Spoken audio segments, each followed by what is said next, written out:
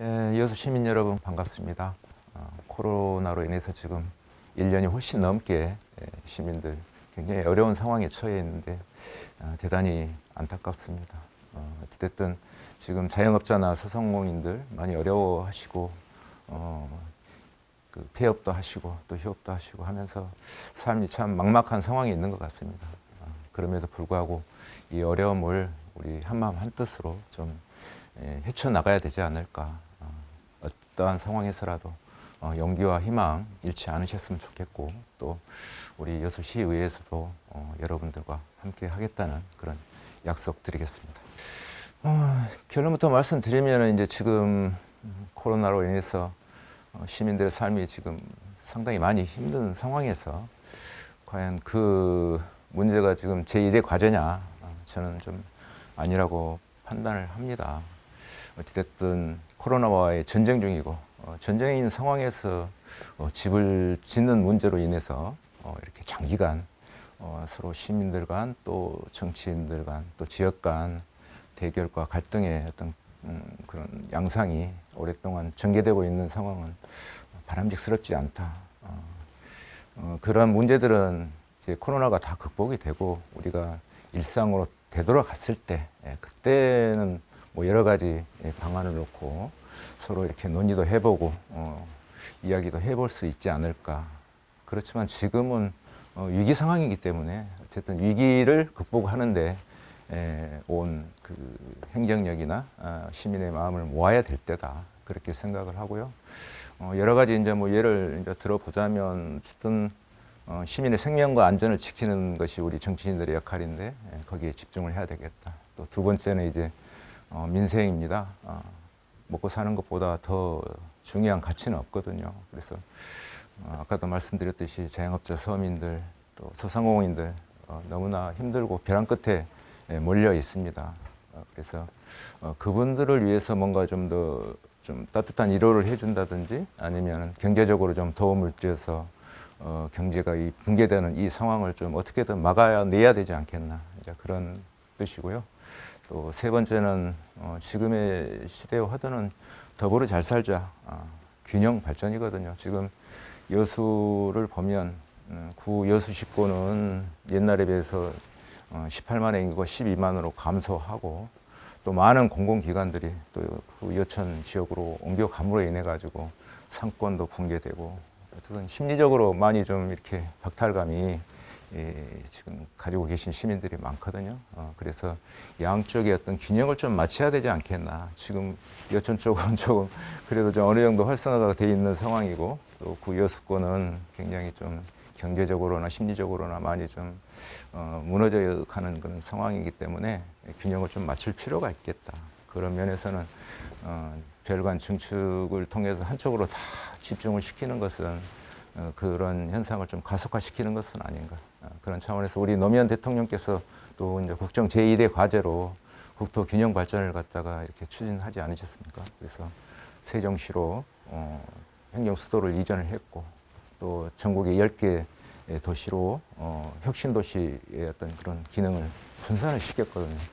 그래서 강원도의 원주에는 뭐 국민건강보험공단, 또 창원시에는 LH 토지주택공사를 위치시켰고 또 전남의 나주에는 또 한전을 위치시켜서 전국에 좀 골고루 좀 잘 살아야 되지 않겠나 하는 그런 정책을 추진했던 것과 같이 우리 여수시도 어느 한쪽만 따뜻한 그 온기를 느끼는 것이 아니고 골고루 여수시 어느 곳이든지 온기가 좀 이렇게 온기를 느낄 수 있는 그런 균형 발전 정책이 지금의 시대에는 좀 필요하다, 그렇게 생각하고, 그다음에 네 번째로는 이제 정치인들은 갈등의 해결자이자 조정자의 어떤 역할을 해야 된다. 갈등 유발자가 돼서는 안 되겠다. 별관 중축이 지금 이 시대에 진짜로 필요하고 그런 정책인가? 많은 시민들이 동의하지 않을 것이라고 보고 그것은 나중에 해도 늦지 않은 문제다. 그동안 23년이라는 세월이 흘렀음에도 불구하고 그렇게 그 문제가 우리 제1의 현안으로 이렇게 논의되었던 적은 그렇게 없었거든요. 그래서 이제 코로나를 극복하고 했으면 좋겠고, 그 다음에 이제 그 긴축 재정 문제입니다. 지금 세수가 한 1,300억 정도 줄어들고 또 국가에서도 뭐 4차 재난지원금까지 지급하면서 재정이 굉장히 좀 열악한 상황에서 지역에 많은 예산을 내려보낼 수 없는 그런 좀 상태이기 때문에 우리도 지금 허리띠를 졸라매서 긴축 재정을 운영해야 되는 어떤 이제 그런 상황인 것 같습니다. 그리고 마지막으로 이제 6번째인데요. 이 시대가 지금 언택트 시대로 지금 흘러가고 있습니다. 대면에서 비대면으로, 집중해서 분산으로, 뭉치면 살고 흩어지면 죽는다는 그런 이야기가 이제는 거꾸로 됐죠. 뭉치면 죽고 흩어지면 산다. 이제 그런 시대의 어떤 흐름에 발맞춰서 이제 우리도 이제 분산을 통해서 이 코로나 전국에 좀 우리도 대비를 해야 된다. 그렇게 판단을 합니다. 결론부터 말하면 뭐 주민투표까지 할 정도의 시급한 사안이냐, 중요한 사안이냐, 저는 뭐 동의하지 못하고요. 또 예산도 또 18억 정도 들어가는 걸로 예상을 하고 있습니다. 서울에 옛날에 오세훈 전 시장께서 180억 정도 예산을 들여서 당신의 신임을 물었던 그런 예가 무상급식을 통해서 했지 않습니까? 그런 사례를 보더라도 주민투표로 하는 것은 좀 이 상황에서는 좀 맞지 않다. 또 비대면 시대로 지금 가고 있는데 코로나의 상황이 좀 엄중한데 투표를 실시함으로 인해 가지고 또 좀 코로나에 이게 좀 노출될 수 있는 그런 가능성도 더 높아지기 때문에 지금 그 주민투표는 적절하지 않다. 그렇게 생각을 하고 여론조사를 통해서 하는 것이 어차피 이제 뭐 의회에서 통과가 됐기 때문에 뭐 실시하는 것은 이제 뭐 당연한 것 같고요. 저는 이런 말씀을 좀 드리고 싶어요. 어떤 것은 여론조사로 하고 또 어떤 것은 여론조사로 하지 않고, 근데 이것은 이제 뭐 어떻게 보면 내로남불이지 않을까. 예를 들면 긴급재난지원금 같은 경우에 시민들은 대다수가 작년 4월 달부터 요구를 했지만 시장님은 거기에 대해 가지고 지급 불가 그런 방침을 정했지 않습니까? 그것은 그때 당시에 여론조사를 했다면 아마도 80, 90% 이상 시민들이 긴급재난지원금을 지급해야 한다. 그렇게 아마 결론이 났을 것이다. 그럼에도 불구하고 시장님은 그렇게 하지 않으셨잖아요. 그거와 마찬가지로 앞으로 여론조사로 이렇게 뭔가 정책을 결정한다는 이 선례가 이렇게 이제 되고 나면 앞으로도 무수히 많은 어떤 그 정책 결정하는 과정에서 마음에 들지 않으면 여론조사를 통해서 하자. 이렇게 끊임없이 이렇게 다른 큰 문제를 유발할 소지가 높지 않겠느냐. 지금까지 지방자치제가 이제 부활한 지 올해로 30주년인데 지금의 어떤 흘러오면서 전국적으로도 여론조사를 통해서 정책을 결정한 사례는 없었다. 73년대에는 우리 1948년에 정부가 수립하고 나서 국회에서도 아마도 마찬가지였을 것이다. 우리가 지금 직접 민주주의보다는 간접 민주주의 제도를 채택을 하고 있습니다.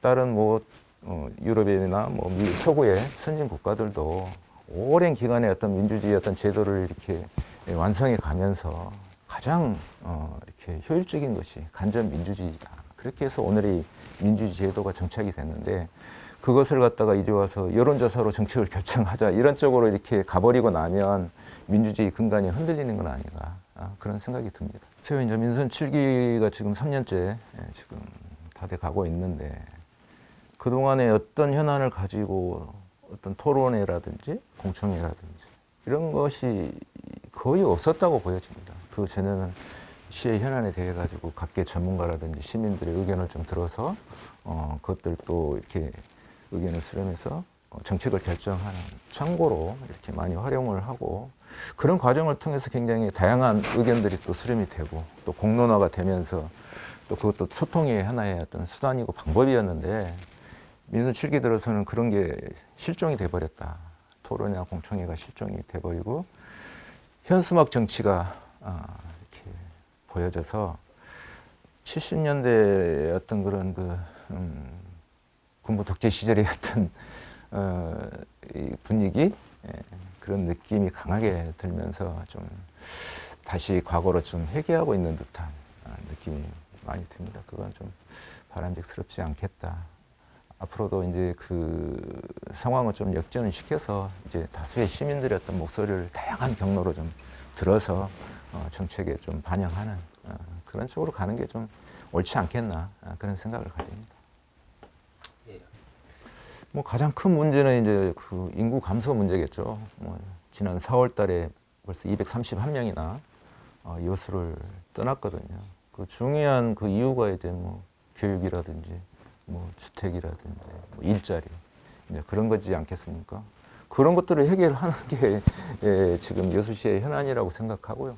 또 그 외에도 지금 뭐 케이블카 그 기부금 문제라든지 또 만원 메리점도 이렇게 작년 1월 달까지인가 이렇게 운영하게 돼 있고 그 이후로 이제 뭐 주민들과 협의가 잘 안 돼서 어제 그제도 지금 시민들이 그 반입을 못하게 막고 그런 상황도 있었고 지금 수산물 특화시장 그 상인분들 문제도 지금 한 720일 정도가 흘러가고 있는데도 불구하고 아직도 그 시청 내에 농성 중인 상인들이 아직도 계시고 그 다음에 뭐가 있을까요? 그 다음에 또 택지 개발 문제들도 있죠. 중림지구, 소재지구, 만흥지구 택지 개발을 잘 해야 되는 또 여천역 역세권도 개발을 하고 있는데 추진 중이니까 그것도 좀 성공적으로 좀 수행해야 되고 또 신대지구에 대항해서 율촌지구를 좀 개발하자 그런 목소리도 높은데 그것 또한 또 정책으로도 아직 반영이 되지 않고 있는 문제 또 뭐 여순사건 특별법 통과 문제라든지 또 COP 28 또 유치 문제 그다음에 지금 그 정부에서나 아니면 세계적으로 지구적으로 중요한 이슈로 떠오르고 있는 그 지구 온난화 대응 문제, 탄소 제로, 탄소 중립 그 문제는 굉장히 좀 지구의 어떤 그 생존권 차원에서 중하게 다뤄야 될 또 문 대통령께서도 2050 뭐 탄소 중립 선언을 또 이렇게 하셨고 도도 그렇고 우리 여수시도 그렇게 했습니다. 그래서 이 문제가 진짜 그 앞으로 일자리 창출이라든지 우리 지구의 생존 문제 차원에서 엄중하게 다뤄져야 되고 실천을 해야 된다. 따라서 우리 여수시에서도 신재생 에너지라든지 그런 뭐 태양광 또 풍력 발전 그냥 소극적인 대체로 끝날 게 아니고 적극적으로 우리 여수의 어떤 풍력 발전의 정책은 어떻게 갈 것인가 그런 것도 진지하게 고민을 해봐야 되고 태양광을 통해서 우리 여수시도 이제 그 탄소 제로 시대로 가기 위한 구체적인 실천 방안들도 모색을 해야 되는 어떤 그런 상황에 처해 있습니다.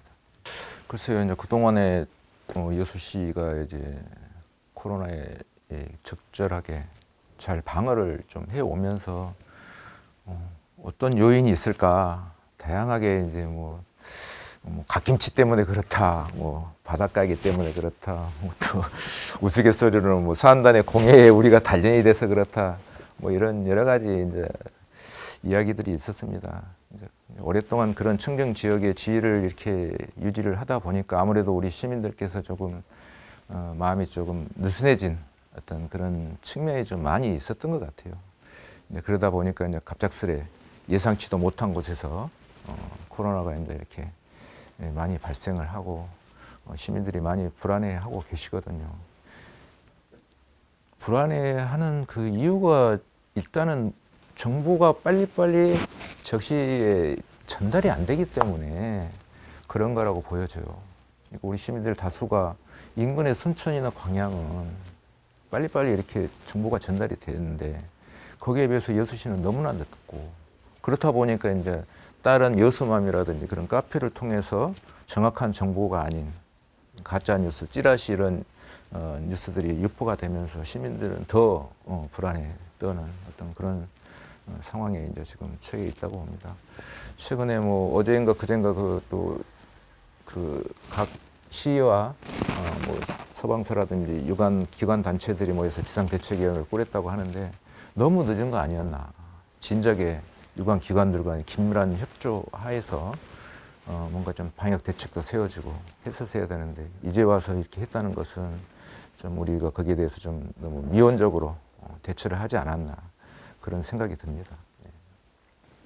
뭐 언론에서도 지적을 했듯이 뭐 기존의 어떤 그 대책에서 뭐 별다른 뾰족한 어떤 새로운 것은 없었다. 그런 게 대체적인 평가였더라고요. 그래서 저는 무엇보다도 가장 중요한 것이 일자리 창출이라고 봅니다. 일자리가 양질의 일자리가 있으면 여수를 떠나지 않겠죠. 먹고 사는 게 가장 중요하지 않겠어요? 그런데 여수에는 딱히 이렇게 청년들이 이 지역에서 이렇게 취업을 해가지고 이 지역에서 삶을 영위할 수 있는 그런 양질의 일자리가 부족하다.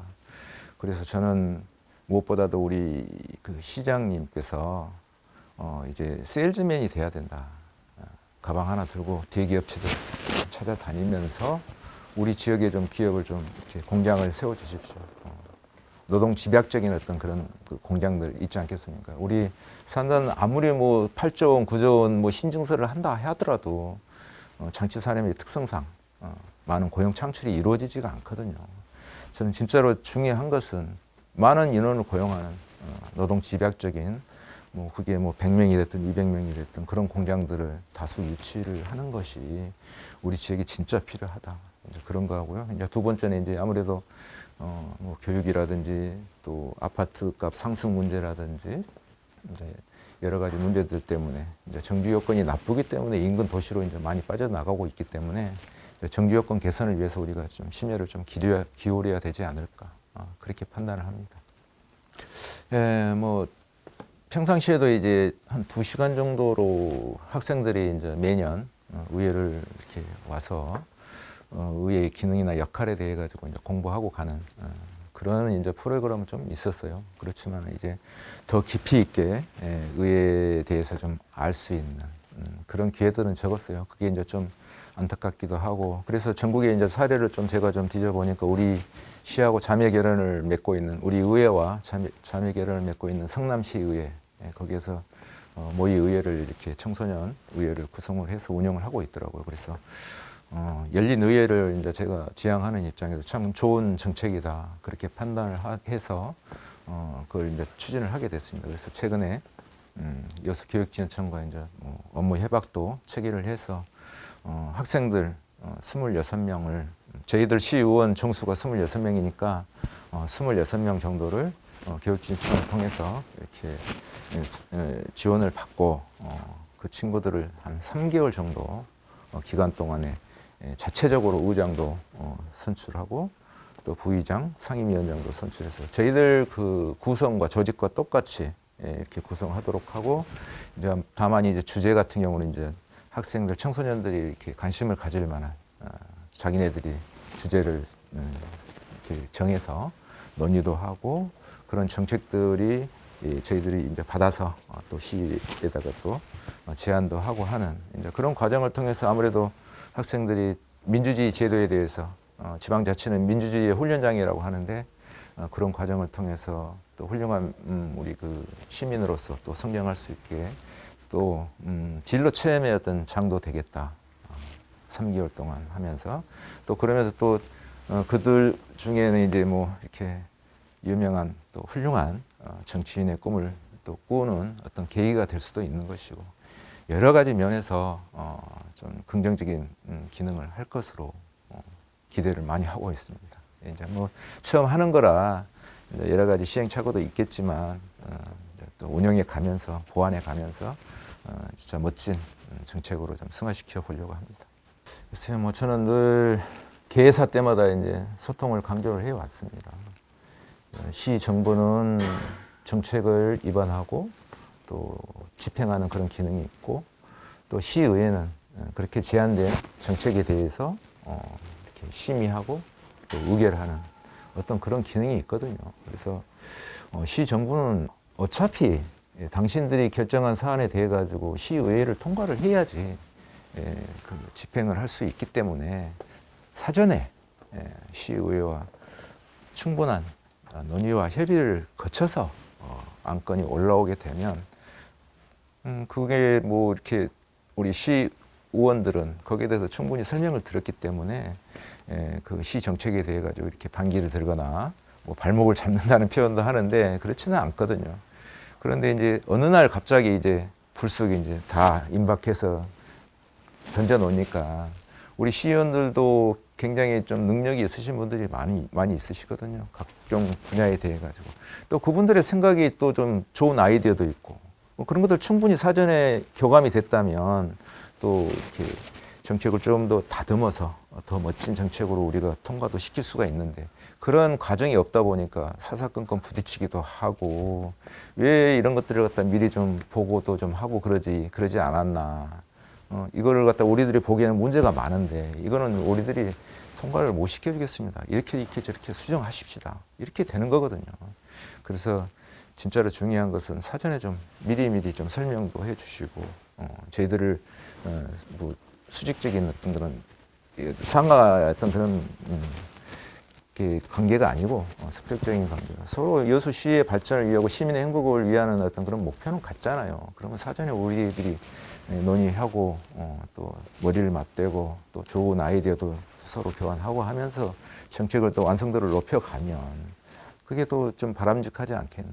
그런 차원에서 좀 시 정부가 적극적으로 시의회와 소통하는 자세를 좀 가져주셨으면 좋겠고 시장님께도 당부드리고 싶은 것은 시장님께서도 그 좀 시의회를 바라보는 시각을 수직적인 관계가 아니라 수평적인 어떤 상호 어떤 협력하는 그런 어떤 그 동반자의 관계로 좀 시의회를 인식을 해 주시고 또 시 공무원들한테도 그런 쪽으로 좀 시의회를 존중하고 사전에 충분히 좀 설명 좀 드리고 협력해라. 그런 메시지를 좀 지속적으로 전달을 해 주시기를 좀 이번 기회를 빌어서 좀 당부를 좀 드리겠습니다.